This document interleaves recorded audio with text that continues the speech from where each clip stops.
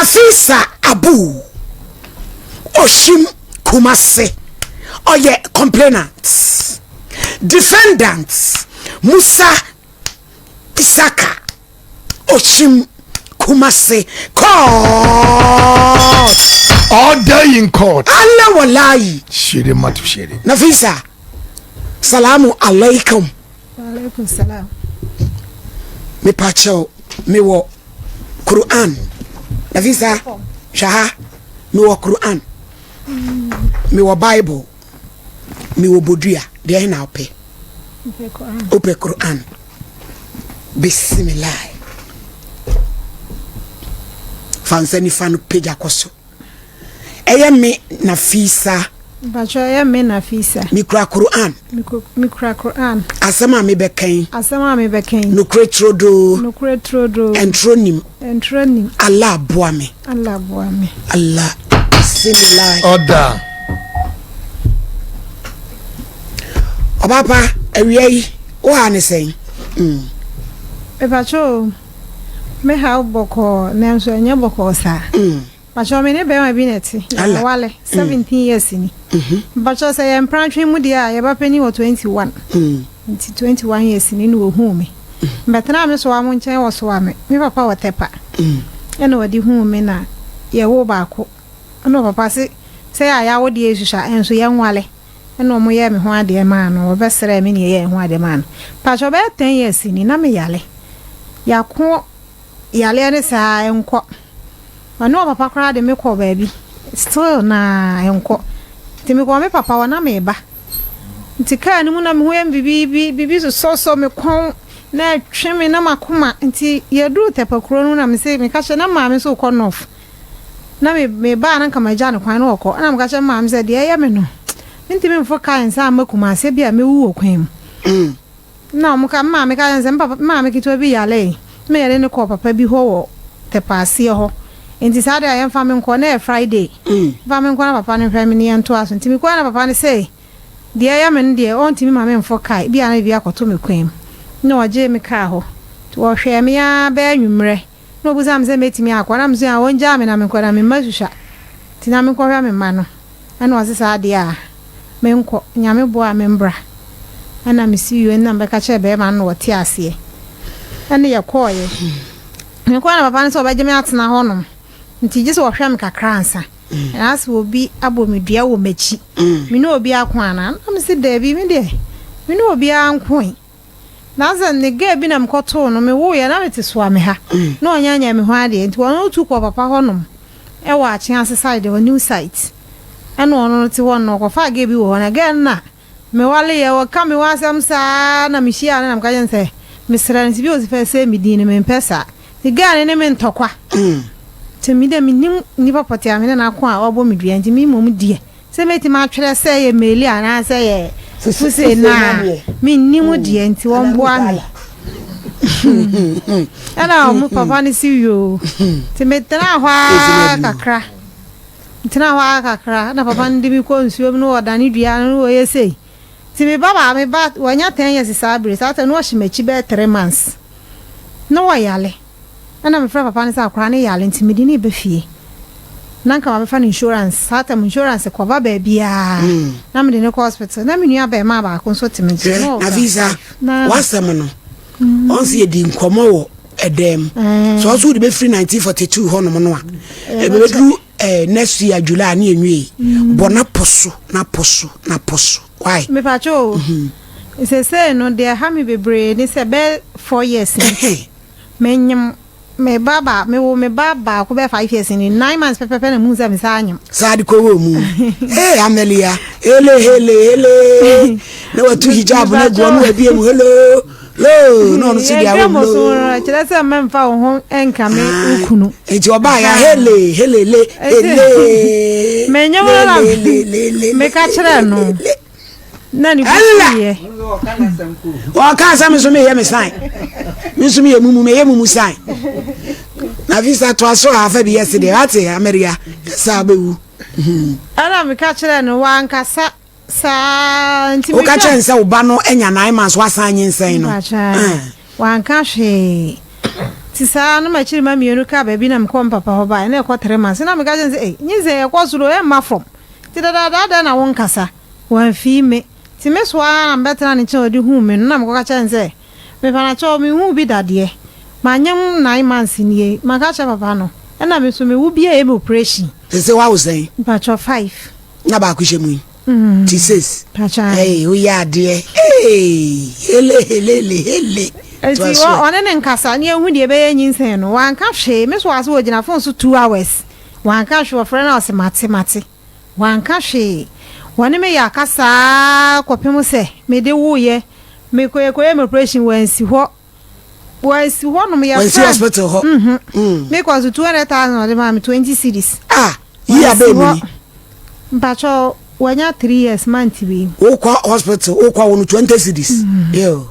no de ma me wansi ho me kwa misika me de kwa na asana me friend say me sere no on Sunday misika kakra ne ho de bia na nsukwa mo de me na mitimi nkosere obi nsuo no kwasem wan fi me na me friend makuma ba ko na mka say me sere no won kan che ni nua be ma ni sase menje nsuo kwa na meto a menje receipt on ba on betua na msi yo nti wa kwansi na me hu say wa send sika 1 million agu me fon so na me ko fie no oba ya dem wo me so aba ko na be hwe me obuzam fa chodan ye ho na 2 rooms into obi a won dan ansa no obuzam zam won te say na me Jesus say ye asa ya kwato akura din wa kan je me say ye de ko esuna no ya esuna no sa tem fa chona ye lockdown wa kan je me say ye de to meli ana ye de to fusi ti mo de to han fa cho me so akra na force na say din na ye hwan din no say ye de to ni sister ba akwa ye friend fati ti asa akra na de fati ba chane ye friend fati nti mu honum saa ya kasa won kasa me ho kasa mpa cho ne yanso ya so mo na nje asafam ho eka me ukunu nti won kasa ho on kasa me ho ubusa na dia on fa ma ho wo ya la o hospital on chia bibi ya wana dwena ka kire na on fiu na wada ho sa nti ba mpa cho ya mfa ya ho nka me no nzo won kasa me ho nzo wo pe na ni o edre no bedi wo hia me a o frame a o ba no ye ne sen because any pan on kasa mu ni nkomo ti wo ba wo ho no a wo prepare no ameli abiem na hile ana se wo yesan bi na so wo pushi na wo to ama no na drogi na musa dia asabi odi awo me pa cho e bia a month na wo mu 30 ana 31 no wa check mpacho bia 3 weeks ni nyina anga sa wo ho ani bubefu sa bia week ba ku bi okwa adwuma na wa frɛ hello wai nkra na pon ko fa wo mo madidi na so woni wodidi nkomo na wotiri ma yo de bi sa week ni mu no onse na wa ba wo nchen na me se wo ba because any pa no kasa ti ene edura na jo no dia wo ba wo kwa be so no fa wo de ba ameli awo ho ana wo pia wa na so le no wa de ba sha debi so woni wodidi nkomo tina won wenya la no to de hu twitwi ma na dress kura da hebi le ame patongo una le patongo papa patongo hele semua akoda oda amelia na ese eno ano no nti e ba sa de anu abenben wo me pa cha to aso e ba sa anu abenben me pa cha na be 7 months ni na ya aka ni ginam no de den on kasa wo ho okwa adwuma na friend say wo wa ya wasinka adan na emi e kwa be so no fa so yi akohoma no ma me ba so sa tam no de first no de no e bia opia o ma o send gu me phone so ba be 7 months ni de on kasa me ho me ka chan say me nyinsa we no na ya ka ni mo ya din say no o chake ni masika no da mamba pani no wo de on kasa ho da bi wo ya duane e woni me ko hospital 7 months wo kun kasa wa no da me ko hospital na me ba na me di receipt bread no say won tua kama me o da to was about 3 days na me say bla sika yi won say nya me sika makwaji loan na ye adwuma na me di bia ko hospital nti me srawo tua ma me wa na me nya bi nko tua bank for ne ka o say me fa me nkwase ase me free nso ko na me say wonim na wa me de yaw eni sun pie frefiri ho a me de ensuo ahonhom bo sum ni nua be bondua ansa na me frefie ho kremofo ni bodua me ka dia ha me tina me ka de a obesuro ho me ka ya na ofle ni sister no ni sister sister de me ni paboni ni mo ndi maduane bio yesa mekunu urade ema yesa mekunu enti se no ondidi fie me fa cho na 31st night no ma dwene a me hu de me fa me ho ento tina papa bi wo ye ho no wo ye teachings anajo e wo radio so se fie ne ho no mo aye e ho no no kama no ye teachings enkyerɛkyerɛ ye kyerɛkyerɛ okay ana me da ho ma dwene saa na me fra papa ne sa me sere no ma dwendwen dɔɔso intimi nda mesere no pese be tie teachings ni bia ana metimi asere kaka na se ba bi o ya nkrofo kotena ko tie bi pa chana na wase se me kunu ha dwen dia memla ana msi yo ntimi be boa me ho no pa cho Saturday bia opie no abefie Monday ana Tuesday na ya musa no so okohe wase okoye adwuma company bia afa no na meminim kurokuro so yo to aso ntimi me boa me ho no na waba 10:30 to 11 mina mnim se womba na mse sara ma fra papa no dia ma me nkwana mko tie teachings ni bi me ko ya na me ba no aloko pro ni nyina tutum sa uko no bai pacho me be pie na oni ni sia gate ni ma na oni ni sia gate ni pacho ba ku we ni mse na ba ku we chi ti me fa chire ho no fa nti wa hu no e pie ye uko no hu no me hu se uko ba fie anajo 10 ena ni nyina wansan ya mepo ba bia na ukotie teachings pacho wankasa me hu wankasa me hu nti ukotie teachings no ba tambe me ba ye pon 12 nti me ba 1:32 anajo oba wa afo tu ba na watoto ni punum no watoto punum aya de kura nde wa so watoto mu ko bo be baba ya ni punum no obi emi na me da ho ti me da ba 4:30 ena obenya na me say baby am ko ya nga fro baby am ko ya na me sa ko mo do asa ko da ho enti na me hu de o pa che na me sa da ho no sa bo me azina ni abrese mi dinchi ma obepra me wo ho na me pie ye so na no opam me na me gaja se ze opam me no me ka sika woda mu ho no mti o ma me nkofa me ka sika me fon na me mra me so wa ho anu wo twen ne ho kakra nti me wura na me ka gate ni tum o gina ho ba 15 minutes na me pie ana me hu se wa kora ne dem ho na me pie na me fa prae na me pra no akwahye ne ho na me zade ta ma so am ye be ya salanti ahomache ne ma me nya salla me na me wura ye honom ye ho mu ho me ya lola me wura ho me ya salla na me ya ba ko a no abegina me kon so me pie na me se wo ma me wie salla ne me wia me njale wia me pia ko be bia me ko da no ma me se salla no na bro obo me sa na mba ma ne bo ene brei was me pia free ni dem na obo me ana me se wo nso dia no onya abotere na mba ba ya 3 years no sole ye to ozu no ba no am tam ni she akiri na tare na shem na ye white ana me se mesere no ma me nkwasesa wo me dem ho so aburo wo gina me kon so sa me yi me no ma e wo drop mu nyina mpie na me se de me ntimi yi sa anya me ya na me de me pe ba wo ya me ho ale na panifo de me bai enti sa de afre panifo no me yi ene fa cho me ton no ma kakra o table so wo ne verandam no wo se sa provisions ni nyina tugu abontene no kwati ti mi fridge wire mi table no ato atwene no otutu ni glass nim ya fa home ho pie abontene se ni afa akire won so apie kitchen otutu no sa two first gate nim ta ma me ntene fi o ma me nye ne 1 week ni de mi wura ha bia ebro ana me so aba ya ne yeko elimam ho ne yekan na elimam tu ne fu ana wo se wate se me nyam de a wonja me no ba nyama yempam no nyam de he mpacho nyinsa sisi aha de hyemu yo ba nyama yempam no ti se me wuwie na se wo mpa according to Islam so mo no timi je oba na oba ne ko ni fie open so aba ma akra aka no ho na watua ne ka na wahwe oba no amaw no wasiyo ene waja me na mitifie o azu mitifie o so my friend abusafo nyina obia 1 month obia me ka hwe mi so TV a ebro mi fa ha temdidie mi wura ho mu aboy on beze me ya hwi wo fie ho mi so mi ho meti wo ka che obi asenya abotere na wa yesi wo ko waju no no kodu ekosi se no nti na ma mi di ko waju se wa ko waju no mo se de mbacho ye duru ho no Imedeno. Fesi na menda agono so Ameria. Fasem ni sina mi musa question kakra why. She ho so me nsu ansa. Fesi. Ye duru ho no me kra sa da na mnim se bia wo bedi kan ansa na bia ono na ba. Nti me kra de me hwi mu kra te me kope me loan sika ba betia. Ana me hwi me nti me o mo fla me a me phone so nya papa me so kra na mnim zo mo fla me. Nti me wa mo fla me se me di nipa ba na dada me nya mbaaye. Me duru ana makuma ba ko. Ese ada wa hu me na wa anche a me ne ma me ba nya ne papa ba nti ye ntem nti me heda ennim ne sa. Ti wakasa na me hu se ye wono na me kwache a na me kwache a na wono nkwa age so. Na makuma ba ko na start atem didie. Na mekọ me wa bi kwa nka mete ho.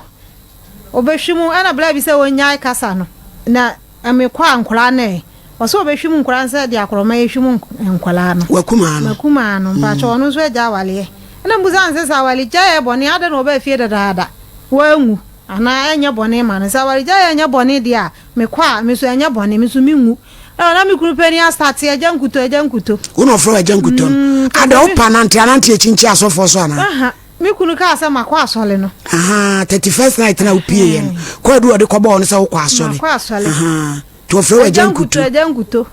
Aka eni ana bla bi se ada u bla yere na udi na tem so se twia nipa fun we a oti we nkemenya so 5 ama me bla yi kura wale ne ya. Ana mbuza se wo si hoi. Se wo si hoi pa woni nipa body enya me ya. No mo se minja wo ye peni. Na msi. Te se waju ne ko si sen America. Pato waju no ya ba fie wo mo se me mla wo ba flame. Pato wo ma flame ya. Na omo sa me ko hospital me di pipa bra omo ntadru na me frɛ makuma ase dada mo ntadru na adai makuma ne se me ha adwondodo adai me nkwa me yede ni pa na me kan se me yedua mo se on se me di na tem ono se me di na tem nti na sa ne ya hye na sa start ana me sa call second one me ko hospital makuma no so na de me call ye me sa call second one am ka che ma me ne se makuma na de me call hospital so enipa amawo 5 amenya akora de edi enti na wase wo mama kuma ni sika na wale family ko hospital so de be mama ya misu menya wansi de afiri ma na meto nsu ya no de be mama kuma enti ya ne nkwase asem ti emfa nko court mpacho ya de wose emfa nko court ena wose yo ye mra me kwa bra ne se me peka sika tua waju ho no wa kono no maka cho so peka sika tua enti na wo ba ho busa se dada ada na yesi ya court no na mo fa me nko ya nko papa no so wansi sign de wo ya no wo ye me go hospital 1 million wonu kura nsende mam Jesus ande mam kuru pani ne yire ansa no no asende ama me na